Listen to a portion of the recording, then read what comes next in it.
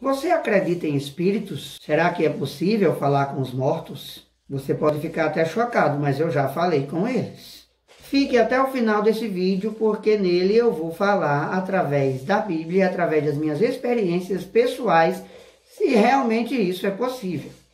Eu sou Cláudio Rosa e você está no canal Casal Pink, seja bem-vindo! Desculpa aí, gente, essa introdução meio animada ou meio macabra, mas é porque eu precisava chamar a atenção de vocês para esse assunto, que é muito importante, porque causa muito burburinho, né? Essa questão de falar ou não com os mortos, e será que a Bíblia fala alguma coisa sobre isso? Então é por isso que eu vim trazer o vídeo de hoje para a gente esclarecer essas questões aí, de acordo com as minhas experiências, de acordo com o que a Bíblia diz também sobre esse assunto. Falar com os mortos sempre foi um assunto que chamou muita atenção de todo mundo.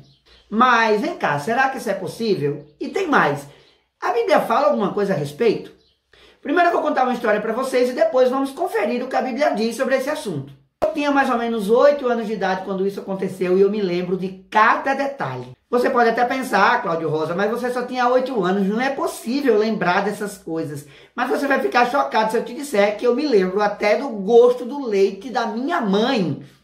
Pois eu lembro. Minha mãe recebia espírito, se você ainda não leu meu livro, eu escrevi um livro e falo muito sobre esse assunto.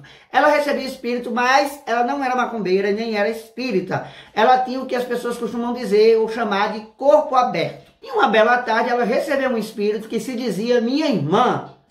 Mas, Cláudio Rosa, você não só tem irmão homens? Pois é, eu tinha uma irmã sim, mas ela morreu após o parto. Ela só passou 15 minutos viva. Ela não sai, gente. Ela passou 15 minutos viva e foi essa irmãzinha que apareceu pra mim, que veio me fazer uma visita numa bela tarde. Naquela tarde ela encarnou na minha mãe e contou coisas que só ela, aliás, só era possível saber as coisas que ela contou através da minha mãe. Se você estivesse na sala do parto, exatamente, ela falou sobre os médicos, sobre como meu pai ficou, sobre como ela nasceu, gente. Era incrível. Ah, Cláudio, mas a sua mãe estava ficando maluca. Mas deixa eu dizer um negócio pra vocês, gente. Olha, minha mãe não estava gripada. E naquele dia, quando a minha mãe incorporou lá o espíritozinho, minha mãe, o nariz dela não parava de corizar o tempo todo. E aí eu comecei a limpar o nariz. E aí eu disse, por que você tá assim? Ela disse, é porque quando eu nasci gripada. E eu morri gripada. E realmente, gente, ela tinha morrido já com início de pneumonia. Nascido, aliás, quando ela morreu. Isso é interessante, pois ela estava desse jeito e minha mãe não estava gripada nesse dia, viu, gente? E eu não posso esquecer do fato, de mencionar o fato que ela se comportava, falava e agia como um bebê. Moça, não tinha medo não de sair correndo? Não, minha filha, não tinha medo de não sair correndo. Na verdade, as primeiras vezes que ela teve o espírito, eu saía correndo, sim. Mas depois eu acabei me acostumando, gente. Então essa visita que eu recebi, digamos assim, foi um dos espíritos mais tranquilos que a minha mãe já baixou, porque os outros eram bem violentos. Sabe o que ela veio fazer? Pois é, ela veio pedir para minha mãe acender uma vela para ela todas as 6 horas da noite, porque ela estava no escuro. Esse foi o recado que ela veio pedir para eu dar à minha mãe, que claro, dei, né, como um bom filho e bom irmão que eu sou. Quando eu contei essa história para minha mãe, a minha mãe ficou muito emocionada, ela chorou bastante e todos os dias ela acendia a bendita vela ou maldita para minha irmã, né? Isso durou, acho que quase um ano. Mesmo sendo uma criança, eu achei muito estranho o fato dela estar no escuro, porque eu aprendi, pelo menos criança, que bebezinhos não iam para o inferno. Então, para mim, o inferno era escuro e o céu era claro. Então, não tinha como um bebezinho estar no inferno. Mas ela mandou acender, né? Quem sou eu? Antes de continuar a nossa história, vamos ver o que a Bíblia diz. Se é possível realmente alguém que morreu ter contato com os vivos. Aqui no livro de Eclesiastes, capítulo 9, versículo 5... diz o seguinte, pois os vivos sabem que morrerão, mas os mortos nada sabem. Então, se os mortos não sabem de nada, então quem foi que falou comigo naquela tarde? Vamos conferir comigo agora o que está escrito no livro de 2 Coríntios, capítulo 11, versículo 14 e 15. Vamos lá, gente? Diz assim, isto não é de se admirar, pois o próprio Satanás se disfarça de anjo de luz. Portanto, não é surpresa que os seus servos finjam que são servos de justiça. Então, gente, ficou claro que, segundo a Bíblia, quem fala conosco, ou seja, quem fala com os vivos, não são seus entes queridos, mas são demônios disfarçados. Mas, Cláudio Rosa, quando baixou em fulano, ou quando desceu, ou ele me revelou coisas que só eu sabia, eram coisas da nossa intimidade, não tinha como eles saberem. Ô, meu amigo, minha amiga, sem querer te assustar, mas deixa eu dizer um negócio aqui. Quem disse pra vocês que os demônios estão no inferno, mentiram. Porque o lugar dos demônios é aqui, ao nosso redor. Nesse exato momento, com certeza tem algum aí observando o que você está fazendo. Então, fica esperto.